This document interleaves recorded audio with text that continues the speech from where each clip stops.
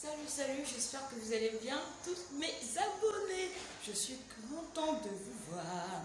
En fait, dans ma dernière vidéo, j'avais fait une déclaration comme quoi je ne devais plus faire des vidéos qui ne parlaient pas du Seigneur ou bien des choses d'en haut, tout ce qui concerne le royaume des cieux. Donc aujourd'hui, on va parler de l'habillement. Quand je parle de l'habillement, c'est comment s'habiller en tant que chrétienne. Oui. Donc nous les chrétiens, souvent lorsqu'on accepte Jésus, c'est comme si on a changé. C'est vrai, la Bible dit les choses anciennes sont passées ou bien nous sommes des nouvelles créatures. Oui, mais ça ne veut pas dire qu'on devient sale. Ça ne veut pas dire que nos cheveux doivent être sales. Ça ne veut pas dire que, je sais pas. Non, c'est pas parce qu'on est en Christ qu'on devient dégueulasse. C'est pas parce qu'on est en Christ qu'on ne se lave plus. Voilà, il y a une catégorie de personnes. Quand ils se donnent, quand tu la vois, quand tu vois la personne là, tu te dis mais qu'est-ce qui se passe? Qu'est-ce qui se passe dans sa tête? Le foulard attaché ici de façon sale même. Le foulard et le reste des tenues, c'est même pas, il n'y a même pas de concordance. Le truc qu'elle a mis, c'est non, son habit, c'est un côté par-ci, un côté par-là. Il n'y a même pas de concordance. Au fait, Jésus, la robe de Jésus là, elle coûtait cher et elle était propre. Voici pourquoi lorsqu'il est décédé, lorsqu'il est mort, lorsqu'on l'a crucifié, les gens se sont accaparés, les gens ont voulu lutter cette robe-là parce que ça coûtait cher et c'était propre. Si c'était sale, les gens ne devaient pas lutter ça. Personne ne devait lutter ça. Donc je vais vous mettre la photo en description. Vous allez tout simplement voir qu'on peut être chrétienne et être classe.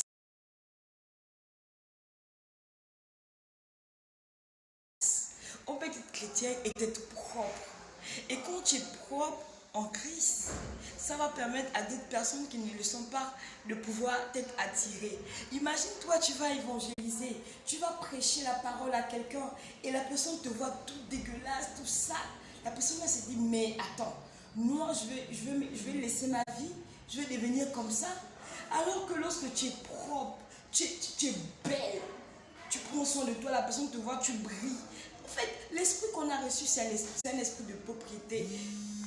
Une belle femme, un bel homme, quand tu vas évangéliser, la personne va dire, ah, c'est une belle femme comme ça, y aller en Jésus. C'est une belle femme comme ça, accepter Jésus.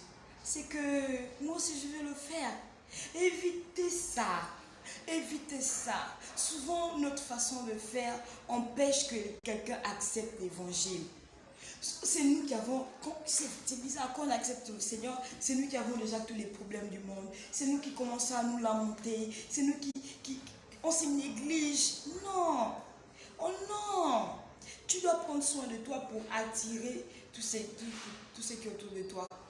Tous ceux qui sont autour de toi.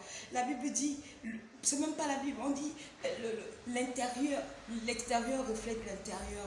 Sois propre intérieurement pour qu'extérieurement tu brilles. Tu peux pas avoir le Saint-Esprit et tu as mangé toute la journée en train de dormir. Non, même le Saint-Esprit va te dire, va te laver. Dans les robes qui balaient le sol là. Tu peux prendre une belle robe en paille qui dépasse les genoux, qui est au niveau du tibia. Une belle robe en paille, bien, pas les seins dehors, mais bien fait. Quand tu vois la robe, tu dis oui, avec une belle scarpin, un joli sac à main, un joli foulard attaché à la nigérienne. Mais tu sens que c'est la femme africaine. Hein? Les seins ne sont pas obligés de rester dehors. Tu n'es pas obligé de montrer les cuisses pour être classe. D'accord? Donc, à partir d'aujourd'hui, on prend soin de nous. Le Saint-Esprit, il est beau, il est propre. Dieu sa lumière même resplendit. Donc, on doit voir ça sur ton visage. On doit voir ça sur ton visage. Donc, si tu étais comme ça, commence à prendre tes habits. Commence à mettre les habits que tu sens que ça, non, tu n'aimes pas. Ça, tu aimes. Fais un classement. Prends tous tes habits. Lorsque tu vas faire le classement, prends les hauts, mets d'un côté. Prends les pantalons, mets d'un côté. Prends les jupes, mets d'un côté. Prends les robes, mets d'un côté. Et dis-toi, quel est le look que je vais avoir? Quelle est l'image que je vais refléter en restant en Christ? Qu'est-ce que je veux que les gens disent de moi? Comment le Saint-Esprit me demande de m'habiller? Quand tu vas faire cette analyse-là, tu as tes habits devant toi, sois honnête avec toi-même. Sois honnête avec toi-même. Dis-toi que bon, voilà, ce haut avec ce pantalon, ce pantalon, ils vont ensemble. Cette jupe avec ce haut, c'est bon, ça concorde. Essaie de marier les couleurs. C'est pas marier les couleurs jusqu'à ce que tu deviennes l'arc-en-ciel.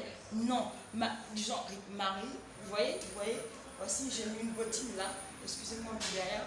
Donc, ça, ce haut avec. Donc, essayez de marier les boucles d'oreilles avec la chaînette, concordance. Essayez de marier les couleurs de telle sorte que ça soit beau. Et de là où vous partez, ça dépendra du lieu là où vous allez vous rendre, de votre travail, de l'église. Soyez franchement dans l'harmonie de ce que vous mettez sur vous. Soyez dans l'harmonie de ce que vous mettez sur vous. Et aussi, tous les habits que vous voyez que là, ça sent mauvais, ça sent l'odeur de la transpiration. Même si tu aimes ce haut-là, il faut le jeter. Les habits que vous voyez que ça ne va pas avec la personnalité que je vais avoir. Ça ne va pas, ça ne suit pas quoi. Ça ne suit pas la personne que j'ai dans la tête. Le moi que j'ai dans la tête, ça ne suit pas. Prenez ces habits, mettez-les de côté ou partagez ça. Partagez. Les chaussures qui n'ont même plus les trucs. Même s'il y a une chaussure, mais quand tu la mets, tu es propre, tu es classe. Il faut mettre cette chaussure-là, il faut la garder. Le reste là, jette. Jette. Ou bien répare, arrange. Quand il y a le haut blanc et ici c'est bien, c'est déjà chaud, tout ça. Faut jeter ça. Faut jeter. Si tu peux récupérer en mettant dans l'eau de javel, fais-le. Mais si tu sais que tu ne peux pas le faire, jette ça. Jette ça. Pour ton visage, fais des soins de visage. Essaie de faire des gommages. Essaie de te... Petit, on n'a pas dit de se maquiller comme si tu étais une sorcière ou carabale la sorcière. Se mettre un petit maquillage de façon légère, petit. Sur tes convictions en tant que chrétien, il y a des personnes aussi qui n'aiment pas se maquiller. Si vous ne voulez pas vous maquiller, il n'y a pas de souci, ne vous maquillez pas. Mais si vous ne voulez pas vous maquiller, faites au moins les gommages. La fois dernière, je pense que j'avais montré un gommage dans l'une de mes vidéos. Faites les gommages chaque 2 jours, chaque 3 jours, pour que votre teint soit éclatant.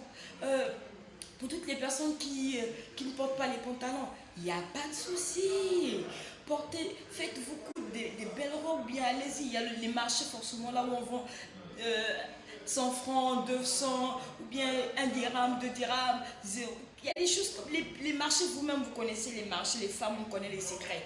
Allez-y dans ces marchés, prenez des jupes, des belles jupes, et prenez des hauts qui vont avec ça. Essayez de vous faire belle.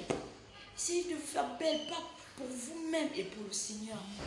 Et pour toutes les personnes que vous allez évangéliser autour de vous. D'accord? Les princesses, on va se quitter. Voilà, je suis au terme de ma vidéo. J'espère que vous avez appris beaucoup de choses. Faites ce que je vous ai dit. Dites-le moi en commentaire si vous l'avez fait.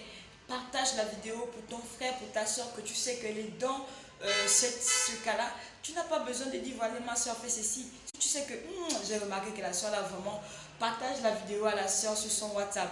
Envoie le lien sur son WhatsApp et elle va suivre la vidéo et tu constateras le changement dans sa vie.